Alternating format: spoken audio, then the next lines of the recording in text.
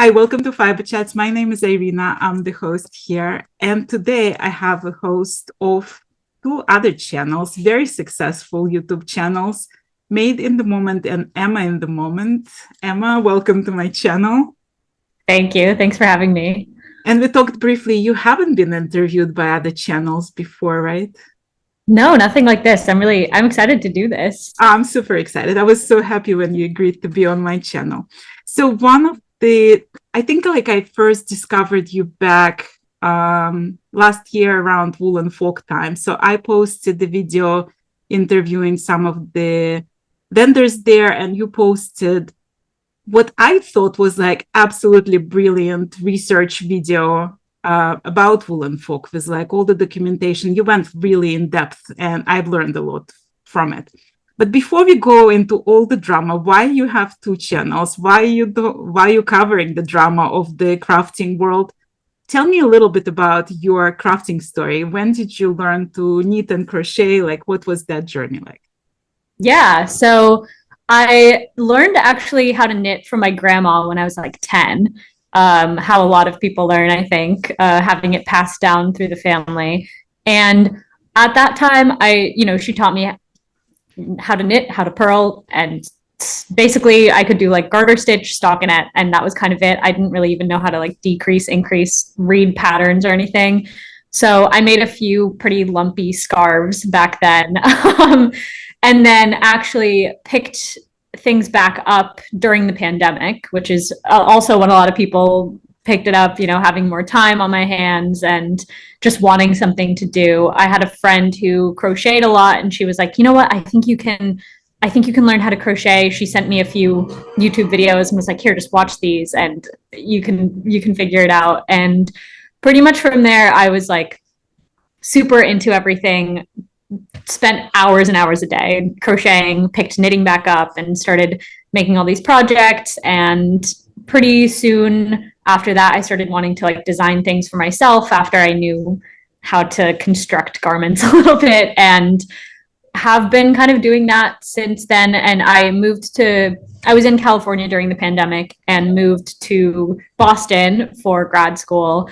And during that time, just like was continuing to knit all the time. It kind of like got me through grad school in a way of like having this other thing to do that was very much, making a finished product. Whereas in grad school, it's like, okay, I'm working on this big research project that's going to be basically the whole time I'm here, I'm going to be working through it. And it was nice to have these little projects to work on as well. Yeah. You studied music in school, right? Yeah, so I did a master's in vocal pedagogy and like opera performance. So I was doing like classical voice opera training, and then also training to be a voice researcher and voice teacher. How do you find like musical education and knitting, crocheting, like crafting similar or different? Like were they complementing each other? Yeah, I think in a lot of ways they are very different, but it's like it was very complimentary to have both of those things sort of running at the same time. Of they're both very creative but in super different ways. Whereas with knitting and crochet, you are creating this finished piece, and everything that you put into it you can see at the end very like visually. And then with singing and with music, it's almost like this ethereal thing of once you have put it out there, it kind of has, I don't know, it almost like disappears into the ether. A sound is just a thing that exists in such a small pocket of time. So it is cool. That was really fun to have that balance of those two things.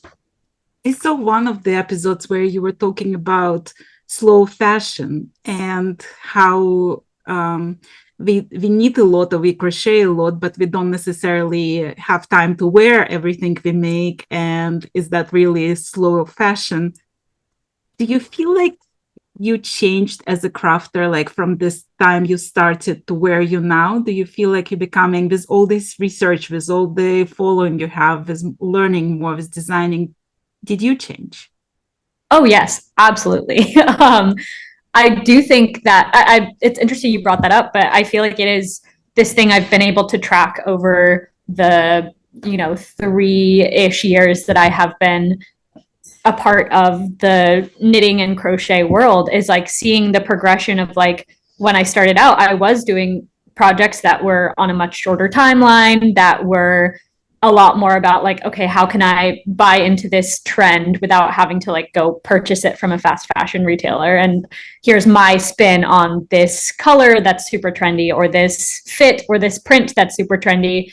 And sort of found myself in this same trap of like, great, now I have 30 finished pieces that fit me kind of okay, that are sort of out of style now, and that aren't like exactly what I want and don't super fit in with, my style anymore. And recently, I think in the past 6 months, almost a year-ish, I have been slowing down a lot and working on more slow fashion sort of side of things. And obviously knitting and crochet is all slow fashion because it is slower than fast fashion. You are producing it yourself, but yeah, using smaller yarns to get like better drape with the fabric, and spending more time learning from other people who have been doing this for 10, 20, 30, 40, 50, way longer than I have, and seeing that like, yes, I have this, I want to have this interesting spin on things and tie things in with the trends, but there is a reason that the classics are classics, and trying to find a way to get more into that as well. You mentioned that there are people who've been knitting all their lives.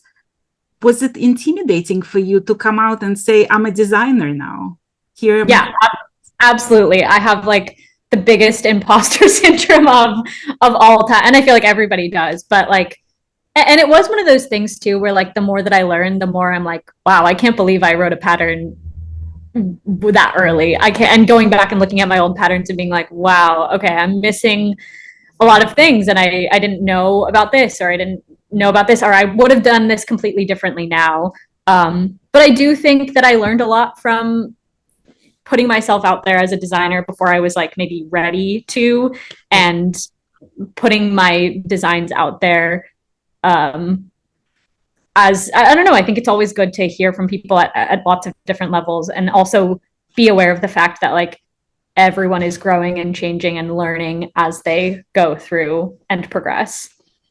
Well, when you started designing, was there like an ambition to be a full-time designer? Did you have a business plan of like, I'm gonna post like 2 patterns a month or whatever, a pattern a month? Like a lot of time when I talk to designers, they on a schedule. They have like they're working on a pattern, but meanwhile the testers are testing, the tech editor is editing, and it's like it's a manufacturing production basically. Did you have the same thing? Not super strictly like that. I will say that like I worked pretty quickly, but it was, I think, in a lot of ways because I was on this very high stress schedule for grad school. And so it was sort of easy in a way to like fit in this like other fast-paced thing within that. But I didn't really set deadlines for myself in the sense that like, oh, I need to have a pattern out every month, or I finished this one, so I need to start on the next one. It was more just like I was making things very quickly because I was spending a lot of time on it. It was like I was very, hyper focused on this, and crocheting really fast, and then being like, okay, I have another design. I guess I'll put it out there and see who's interested in it and see what happens, and I'll write a pattern for it and do all of this stuff. So it wasn't super like I have a business plan and I want to get all of these things done or hit all of these goals, but it was planned in the sense that like I had a project that I knew I wanted to write a pattern for, and then I would kind of get the ball rolling on that pretty quickly after. And then, yeah, in that same vein, I didn't have a goal to be like a full-time designer. I saw it being like a side thing that I did while I was in grad school. And then after I graduated, I wasn't sure what would happen with everything. So, yeah. Well, you mentioned that you weren't necessarily feeling totally ready to be a designer and you sort of jumped ahead of yourself. Let's talk about YouTube. Were you ready to be a YouTuber, or was it also sort of stepping outside of your comfort zone? Yeah, I think it was also very much stepping outside of my comfort zone. And I think anybody who has a critical eye can look at both of my channels and see a lot of gaps in my, ability to produce content, my ability to plan content and like have it on a schedule. And it's another place that I have a lot of imposter syndrome about, of like, oh, why is everybody watching me and why is everybody listening to me? I'm just trying to figure this out. Why two channels? Good question. I wanted to sort of separate this more heavily researched, more structured, more scripted content from my, I guess now in comparison, more like casual, more focused on like my projects and my designs and tutorials and things like that. I wanted to have them on two separate places, sort of for my own like sanity of like having things in two separate places, and also thinking about the audience that it would attract, of like Emma in the Moment has a very high percentage, I would say, of like crafters, because that's, people who are interested in hearing about what I'm talking about. But there are also people who don't craft that are interested in that channel. And I don't know. It just felt like the right thing to do, to sort of separate things out a little bit and have not even really space between them, because I think there is a lot of overlap, but just like to mentally be like, okay, this is a video that has these goals, and I'm thinking about it in this way, and I'm preparing it in this way, and this is a video that is a little bit different. Well, let's talk about the Made in the Moment. So in the beginning of 2023, you sent to the universe this statement that you want to reach 100,000 subscribers. Yeah. You approach your YouTube channel as a business. Like when you think of the next thing you're going to talk about, is that with that 100,000 subscribers goal in mind? Yeah, that's a good question. I feel like in a way, yes, but in another way, like not really. That was something that like when I said it just felt completely, out of like, oh, there's no way this is gonna happen. I'm just gonna say it. And I don't know. Now it's out there. If anybody wants to bring my channel to 100,000 subscribers, I wouldn't be fighting that either. So click that subscribe button. But yeah.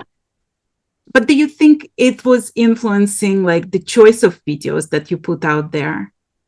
Yeah, I think so. And I think, I guess the way that it does influence the videos is that like I took a lot of inspiration from bigger channels that I follow that are not in the crafting space, that I saw what they were doing with their thumbnails. I saw how they were like structuring their videos, and I saw how they were pacing things. I saw the way that they researched and put things together, and picked topical stories that other people were talking about. And that definitely did influence like especially the way that I like display the content out into the world. I would say like the choosing of topics was less affected by this like goal of growth than the way that like I put together all the stuff that you see like right when you click on my page. I have a friend who is a psychiatrist, but she also went to cooking school, and she at some point reached out to me because she knows I love cooking, and she asked me to test some of the recipes for her upcoming cookbook. And the cookbook was about vegan food for autistic children, because apparently there was some link there. And my concern at that time was that autism is a niche and veganism is a niche, and you combine two niches together and it makes it even smaller audience. The reason I'm telling you this story, why did you decide to limit yourself to crafting drama? Why not go to like everything else in the world?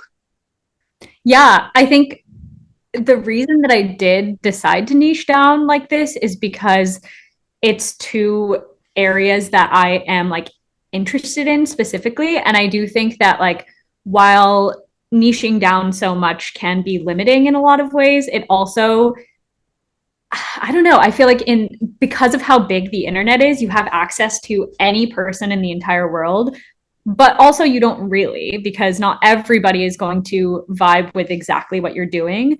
And so in a way, niching down that much and creating this like very narrow window of like, these are the things I'm going to talk about means that anybody that's interested in this variety of things and is interested in hearing about it from someone, from the way that I say it and from like someone who is the way that I am online, is going to be like more interested and more invested in it than if I was just doing like general anything that comes up I talk about.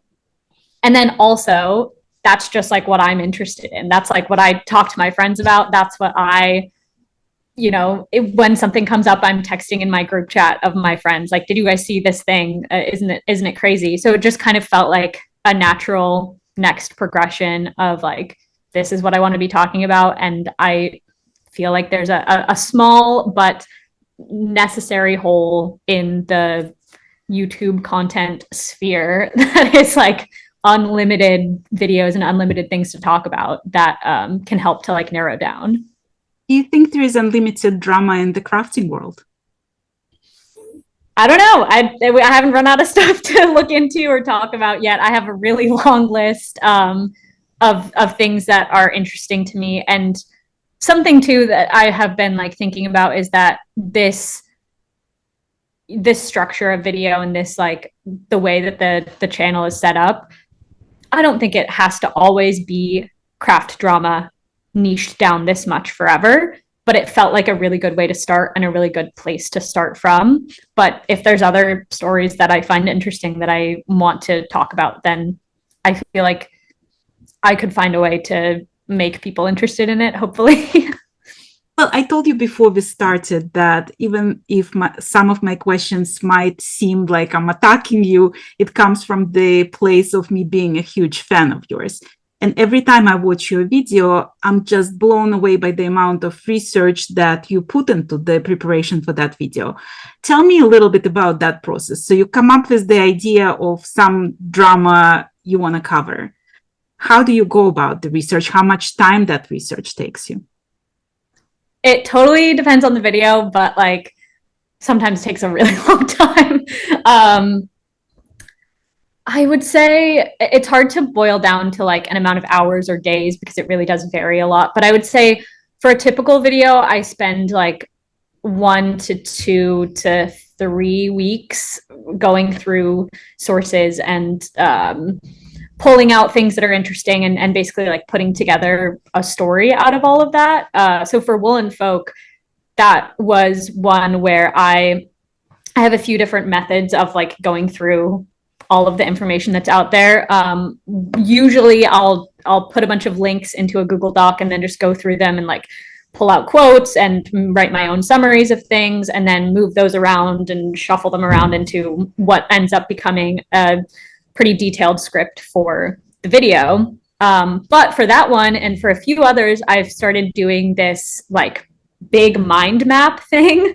So there's a website where you can you like start with your headers for the outline, and then it like shoots off all of these little little arrows basically, and you can add in links, and then you just continue adding notes and you can connect things all around. So for Woolen Folk, I have a very detailed mind map of like all of these people's stories and all of the things that happened and the things that they went through, and just pulling them together, pulling out, watching all of these videos and hearing what happened to people and hearing like where the crossover was and what the unique stories were that like I thought should be highlighted and were interesting to note, and then figuring out how to take that and translate it into a linear format. But basically, yeah, it's a lot of reading. It's a lot of watching videos. It's a lot of reading through comments. Sometimes it's talking to people as well and like hearing what their side of the story is and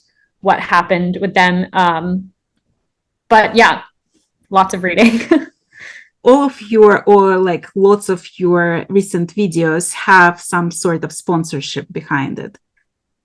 How you go about presenting those sponsors? Because I'm sitting there and I find that the most entertaining part of the video, how like all of a sudden you like a segue into yeah, so that's another thing that I have taken a lot of inspiration from, like non-crafting YouTubers of, you know, I've spent, I don't know how long I've been on YouTube watching videos, but I've spent years and years watching these like commentary and comedy YouTubers who do a lot of these like ad integrations like this. And a lot of it has just kind of like soaked in of like how to segue into it and how to create a little, you know, usually a minute to a minute and a half long ad that is hopefully as little of a disruption to the rest of the flow of the video as possible. And yeah, I don't know, it was a big learning curve, I think, of like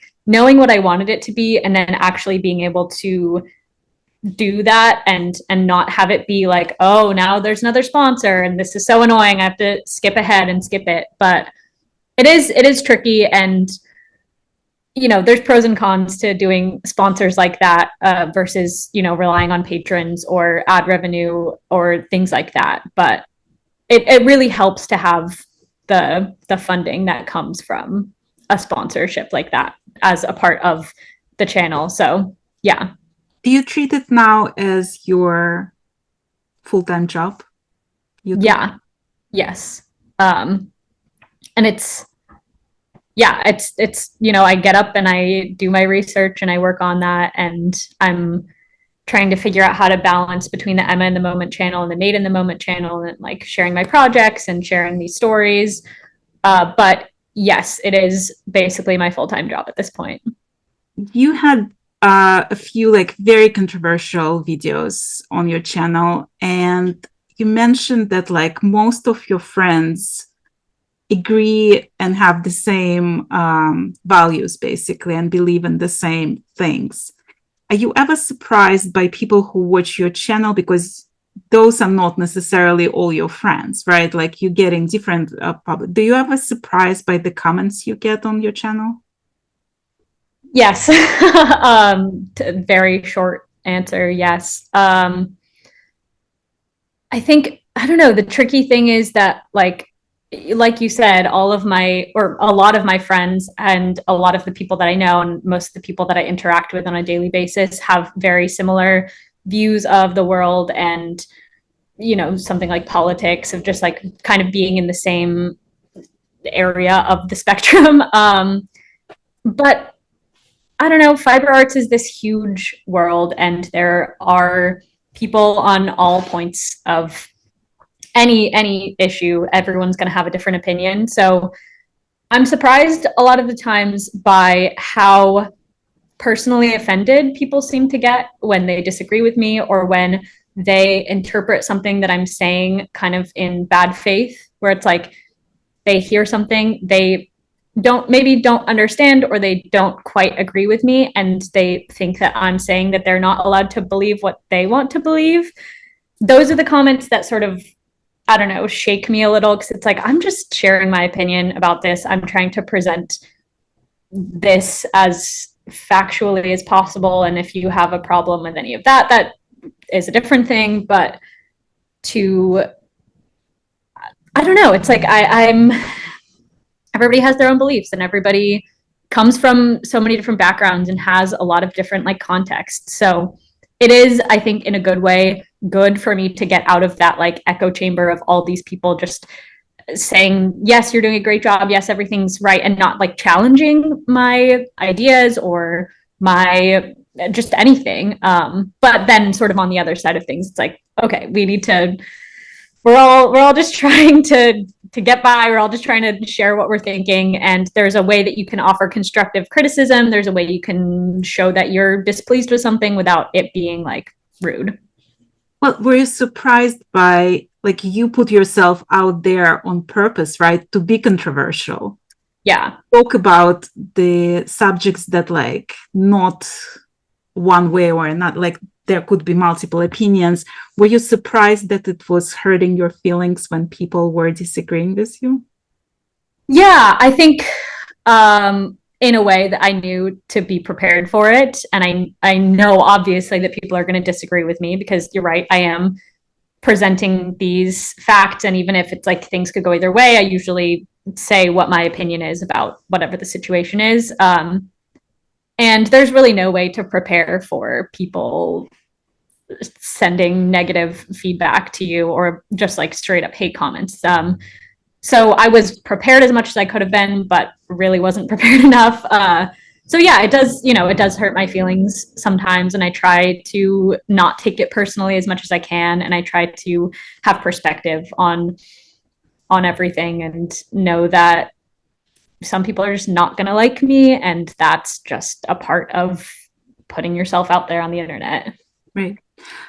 I mean, every time you start a video, you basically ask people who watch that video not to go after creators that you mention and not attack them in their comments on their social media.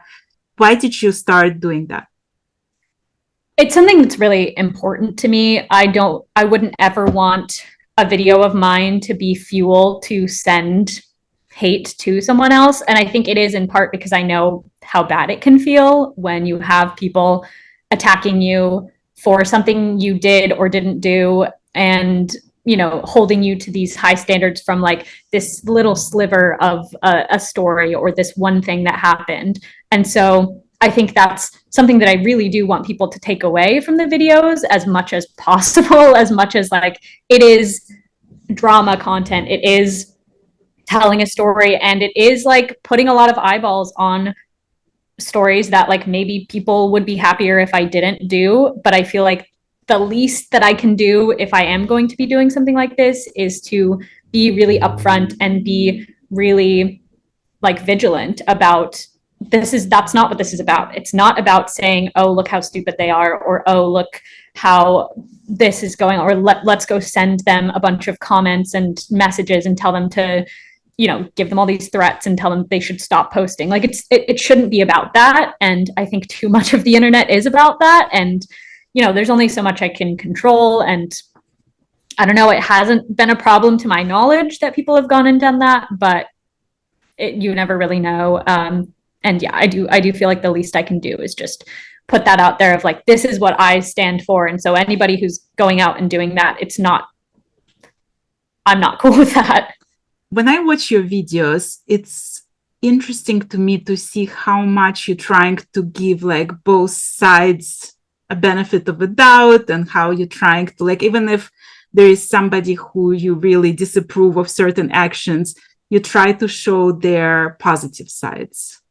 Tell me how you research all that. Like, how important for you to try to not to insert so much of yourself and just show some balance? Yeah, I think it's something that is just kind of how I live my life, I guess, as cheesy as that sounds, but like as much as I can, I want to get all of the facts that I can and then figure out what's going on, make my opinion, but still understand that even if someone does something wrong in this snapshot that you see of them, there's still so many things that they're probably doing right, and there's still so many reasons that like we should respect them and give them the benefit of the doubt, because again, like I know how it feels to have someone look at just like a snippet of content online, which is like filtered through so many things, it's edited through so many things, it is like it's such a small portion of who you are that I know that anyone who looks like a villain in any of these stories, there's probably a reason. If they're like acting out and being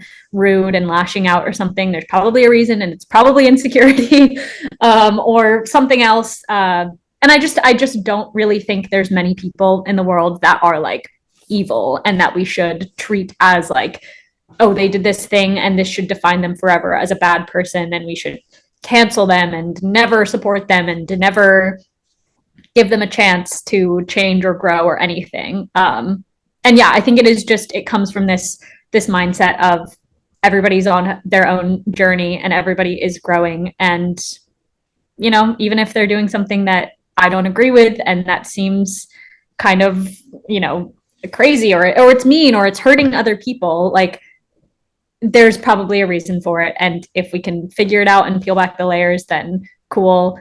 I think the only people that I won't give the benefit of the doubt to are like corporations or, sort of like big things like that, where it's like in the video about the Etsy smile case. It's like, yeah, no, they're just being scummy, like they're not individuals that I'm going to be like, oh, maybe they just like need some more money. It's like, no. They're exploiting the system and they're screwing over a bunch of small artists in the process. And that sucks. I find that because what I'm doing, right? Like I'm talking to people and I don't write questions beforehand. It's just like I'm letting the conversation lead me. Sometimes I'll say something that like I immediately regret after saying that. And I'm like, why did I even say that? But it's too late and it's out there and it's part of that interview. Do you have any moments like that with the videos that you do? Do you put something there and then just think like, oh, I wish I didn't say that? Yeah. I think that that happens to everybody all the time. And there are some ways that like I give myself a little bit of space to think about the things that I say before I say them, of like I am, everything is very scripted and it is prepared ahead of time. And a lot of the time I'll talk through my scripts with some of my friends too and be like, this is what I think, like looking at the situation, what do you think? And just, getting that kind of like back and forth with people. But I'm sure there's things that I've said that if you pulled up a clip and were like, did you say this? I would be like, yeah, I don't know if I agree with that anymore. Or I don't know if I agree with that completely in totality and will forever. But I think it kind of goes back to my thing of like a growth and giving people the benefit of the doubt of like, just because I said that day and I believed it that day or that moment, even if I like immediately after was like, oh, maybe I shouldn't have said that.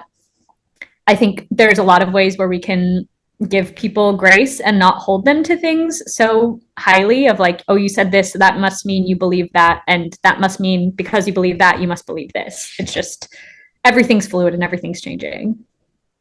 Well, for the past few years, I've been doing Stephen West Mystery Knit Along, and not only doing it myself, but I'm doing it with like a bunch of other participants. And I created this series that I called Humans of West Knits, where first I was interviewing individual participants in the Knit Along, and then we did some group Zooms. So it's, a fun event.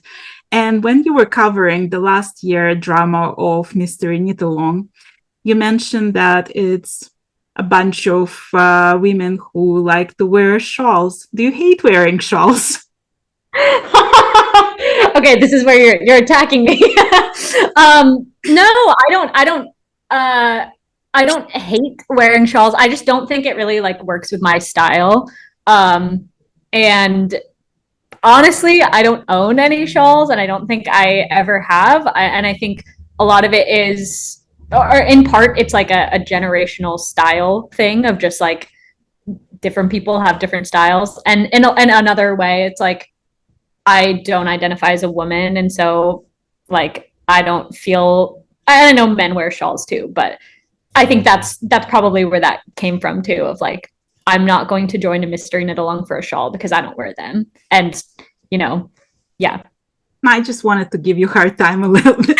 Yeah. I was waiting for the hard-hitting questions. Well, talking of the hard questions, is there like an episode that was really difficult for you to make? Yeah. I would say the most recent video I made, the Woolen Folk update, was difficult in the sense of, I have a lot of stuff going on in my personal life outside of like being a YouTuber. And sometimes there's a point where it's like, all right, it's time for me to make a video and it's time for a video to go up. And I'm just like not feeling great. And so that one was hard in that sense of just like, I don't really want to be on camera right now. I don't really want to be writing or reading anything right now. Like I mentioned before, like I have a lot of imposter syndrome of like, I don't know why anyone even cares about this. I don't know, should I even be making a video about this? I don't know. So that one, which was the most recent one I put out, was kind of tricky to make in that sense of just like, I don't know, it's like with any work you do, sometimes you're not going to be in your best shape and it's not going to be the best thing you ever do. Are you very critical of yourself, like in everything? Huh, why would you ask that? Yes, I am. I'm super critical of myself. And so, in that sense, like any critiques that anybody gives me, it's like, oh, yeah, I've already thought of that and 100 things worse that I could say. So, Is there something that you wouldn't touch, like some areas that you would not go into? um, it's hard to say. I think at this point, not necessarily. The very first video that I made, which was actually on my Emma in the Moment or on my Made in the Moment channel, was about abortion and like abortion access in a time where it was like a pretty like hot topic to be talking about. That one, I mean, that one was hard to make in a lot of other ways of just like it was hard to be exposed to so much. I did a lot of like digging through um anti-abortion Facebook groups and stuff. And so that was just difficult emotionally on me. So I think for things that are of like a very serious, very important nature, it's not that I wouldn't touch them. I think I would be willing to talk about anything as long as I was in the right mindset to put myself in that space and be immersed in all of this. Have you ever considered writing a book about your in the moment journey? No, because I feel like an imposter and I feel like how could I write a book? But yeah, that I don't know. I feel like it is an interesting journey that I have been on, and I don't know. I've learned so much in the past however many months it's been. How important are the analytics for you? They're important in the sense that like it is tied to my income in a lot of ways, but I don't know. I think when I set that goal of 100,000 subscribers, it felt so astronomical. It felt so unreachable. I thought that I would never get there. And now that I've gotten there, I'm like, okay, maybe it actually doesn't matter that much, which I feel like is always what people say when they achieve these goals that they have of like, okay, I have 100,000 subscribers and I'm still just me. I'm still just a person and I'm still doing the same thing that I was doing before. I would be lying if I said they weren't important to me because they definitely are. And it is one of those things that like the numbers matter and the numbers mean something, but in a very similar way, they also don't matter and they don't mean anything. Well, you're sitting home, you're doing your research, you're videoing, you're editing, you're publishing, and then you go into the real world and people know you. How does it feel? Like, is that surreal? It's so surreal. Because, yeah, in a lot of ways, I am just sitting in my living room talking to a camera. And like that is, and even reading the comments or responding to comments or interacting with people in that way, there still is this layer in between of like, at the end of the day, I just sit in a room and talk, and then people watch that. And then to actually see that translate into actual people coming up to me and having interacted with my videos and knowing who I am through the channels is so strange and like so cool. And like I think one of the points where it really like blew me away was going to Vogue Knitting this year and walking into the hotel and just like having people come up and talk to me and being like, whoa, this is I'm a part of something, and we're all doing something here. Do you think there is in reality a crafting community as such? Because like if you think about a generation ago, even right before the social media, there was maybe like a knitting circle here and there, but it wasn't like the worldwide knitting community or crochet community. Do you think it's like it's all in our imagination, or is there really such a thing? That's such a good question. I'm going to be thinking about that one for a while. No, I think it is a real thing in the sense that, like, when things happen within this space online, it's passed around and it's talked about, and it is like we are all a part of something, but it is very intangible and it is mostly online. And even within this knitting community that we say, what does that even mean? Who is included? Who is excluded? Who are like the big names? Who the big names are to one person might not be who the big names are to someone else. I'm always like, whenever I'm talking to people, they're like, oh, this person, right? I'm like, never heard of them in my life. And I'm like, and this person, right? And they're like, I don't know who you're talking about. So it is this very strange thing where it's real in a lot of ways, and in a lot of ways it's really just esoteric, and the knitting community is just the spaces that we have created. I mean, I was chuckling when you discovered fruity knitting for yourself. Yeah, right. But then, like, I discovered some new to me channels that have huge following and been there for years, and I never heard of them either. So it's like we do know some people and we don't know a lot more, Yeah, and I think I get sometimes pretty insecure about not knowing something like fruity knitting, or not knowing, I wasn't super familiar with Stephen West for a while, and not knowing other people that like I should know about. But there's so many people doing so many things, and there's only so much time to knit. There's only so much time to watch these podcasts and listen to things. So yeah, of course people are going to not know or know certain people. I remember, like, when I first started this channel, I interviewed Suzanne Bryan, and Suzanne had like a channel at that point. She just crossed 100,000, I think. And she's been doing it for years. She's a certified hand master knitter. And the first question she asked me was like, are you afraid you're going to run out of people to interview? And here I am 3 years later and 300 episodes later, still discovering every day some new to me people. And I don't see that ending anytime soon. So it's a wonderful community, if you will, in that sense, Yeah, and I think that is where I come from, in the sense of like, I don't think we're going to run out of drama or things to talk about, at least, even if it's not the most shocking, dramatic, controversial things. Like, there's always going to be things going on because, like you said, there are just so many people that are doing so many things. When I sat down, like, preparing for this interview, I listened, I don't know, like, I mean, I told you I watched probably every episode of yours before I asked you to be on my channel, but like I rewatched a lot of things. And at some point, it like this negative energy, even though you're trying to stay very positive and you're trying to stay very level, it just gets to you. Like, you suddenly feel like the whole world is crazy and it's why we have all this drama. Does it get to you also? Like, do you ever get like, why am I doing this?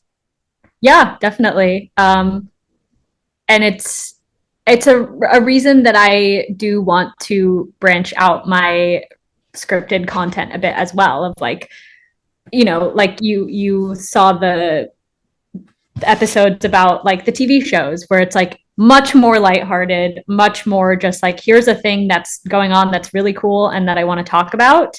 Because it is stressful and sad to see so much competition and controversy, and like you said, negativity. It doesn't matter how positive or neutral of a spin or not a spin, but a tone that I take with it, it is still just like, wow, that sucks after a certain point. And thankfully I'm not like making all of this in one day, and I try to give myself days where it's like, okay, today I'm working on knitting and crocheting, or I'm working on my Made in the Moment channel, and where I don't have to be diving into all of this other stuff. But I feel like it's also because you have this channel, people knowing that channel, they're gonna send you all the drama. You might not even be in the know about what's happening, but they're gonna make sure that you know about all the drama.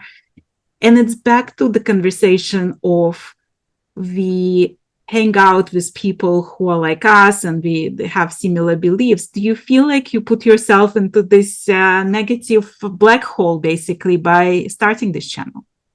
Sometimes, yeah, of like, I think it also opens me up to a lot of scrutiny in anything else I do, of like, oh, well, you scrutinize other people, so we're going to hold you to these high standards as well, of just like in anything I do. And that makes sense. It's a logical next step of like, I'm criticizing people, and so people can criticize me more. I mean, you want to hear my first, when I asked you to be on my channel, my biggest fear was like, oh my God, now she's going to research me and like, let's see what she's going to come up.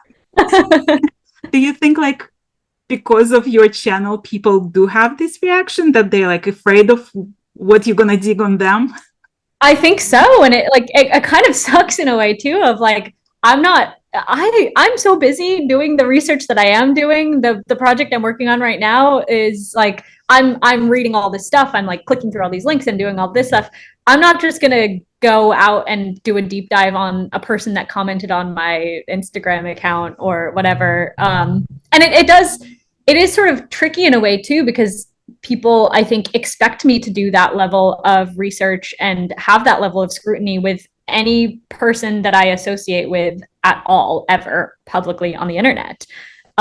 So if it did, if there was some big scandal that you had been a part of and I didn't find out about it and didn't research it quickly enough or in depth enough, and I said yes to an interview, and then next week people are like, oh, Emma was on this, that means that they like support this and all of this, and it's like, it's so exhausting. How am I supposed to know everything? First of all. Second of all, I don't want to do that. I don't want to have to hold people or judge people by their past mistakes to that extent. It's also like another thing you mentioned in one of your episodes was like, I find that my rule on Instagram that I usually follow all the crafters that follow me, like unless it's some strange account, like or if it's I don't follow private accounts unless I know the person, but like all the crafters who like obvious crafters, I'll follow back.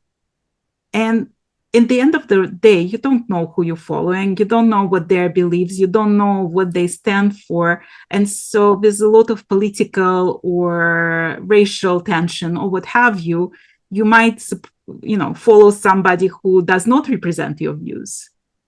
And and especially when you have the channel that deals with drama, people expect you to research every single account you follow back, which is like not really reasonable.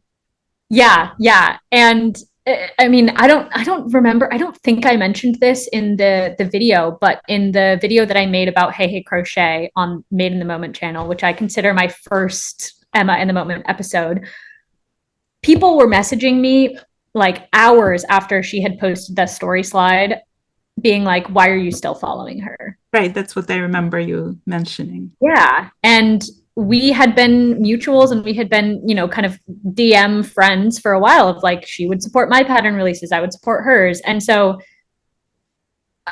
of course, I understand to an extent of people being like, you're supporting her by following her. And in a lot of ways, like that is a way to show support on social media, but it is kind of like, you have to give people grace of like not knowing everything and also having some time to like react and know what's going on.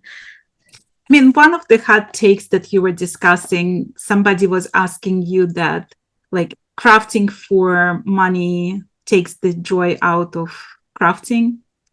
Is being a professional YouTuber takes the joy out of being a YouTuber? In a lot of ways, yeah. Like the way that I felt putting together the first few videos when it was this like exciting new project that I was doing on the side is different than how I feel now, where I'm like, I feel like I have to make a video about this thing that's going on, or, I have a deadline for this sponsor. And so I'm, to have to make sure all of my stuff is ready by then. And it's a similar way that I felt when I kind of burned myself out by trying to design too many patterns and put out too many patterns, that I just needed like more space and time for that. And that is just kind of the unfortunate thing of the way that the world works, of like, the more you want to do something or the more time you want to spend on doing something, like you kind of have to, in a lot of ways, make it monetizable to make it sustainable to be able to do that, even if you have other work. And then just the more time you put into it, the more pressures there are and the more expectations that even just I put on myself of like, okay, well, I'm a professional. So that means that like my video quality has to get better, my audio has to be better, all of this, my writing has to be better, and all of this stuff. So, but I think that I would do that regardless because, I am very critical of myself. So like you got to the 100,000 subscribers. Can we send the next goal to the universe? Yeah, 200. I mean, if you have 2 channels, it's already 200, basically. Yeah. 2 channels. Yeah. I mean, but like, what's your ambition for this thing? Like, what's your world domination plan? Yeah, I think to just continue what I'm doing, but have it be as collaborative as possible. Like being able to, the little skits that I throw in, have other people be a part of them, be able to like travel to film an episode or go somewhere and do like a really investigative journalism deep dive, like more hands-on things. That's sort of where I hope that the future of the channel could go, and just kind of like in that same vein, less projects, but that are longer or more in depth or take more time. But that's also hard because YouTube likes it when you post a lot, and I don't know, it's hard to balance all of that. Right. I mean, one of the things that kept crossing my mind when I was watching your channel is that, and I don't want to call it wasted talent because it's not wasted by any means, but I was like, if Emma put that energy into like educating consumers about different sheep breeds or different yarn production, or like, there's all of us sitting and knowing that there's a difference between worsted versus woolen spun, but nobody really knows what that means. Like things like that. Like, have you ever thought about going into the investigative reporting on those kind of topics? Yeah, I think there's just so many things that I want to do, and I am very passionate about education, and I think that's why this is so fun in a lot of ways. Of like, it is education of like, I'm telling you about this story, but you're right, there are times where I'm like, why am I doing all of this? Like at the end of the day, people watch all of these videos, and what do they come away knowing about? Like the sort of the infighting in the community, or the back and forths that go on. But yeah, I've always, I did my undergrad in music education. Part of my master's was focusing on education and doing research in that sense as well. So that's something that like for the future of doing YouTube is something that's like really interesting to me, of now that I have built this like foundation of, okay, I'm talking about something that's going on and that's interesting and that's lighthearted and that's, or not lighthearted and is serious. There's a lot of other things that I want to be able to do too. And I hope that people like listening to me enough that they'll want to listen regardless of what I talk about. I mean, I hope that you'll continue with that, because I love watching your videos, and I feel like I do learn a lot, because not only I learn about some creators that I didn't know, or topics that make me think about it more in depth, right? There's like certain things that you pick on that I was like, oh, I never thought about it that way. So I think you're doing a very important job, and you definitely research it well. And I think that you're one of the channels who like not turning it into a gossip column, but actually tries to show both sides. So I really appreciate the amount of work you put into that. Thank you. Yeah, thanks.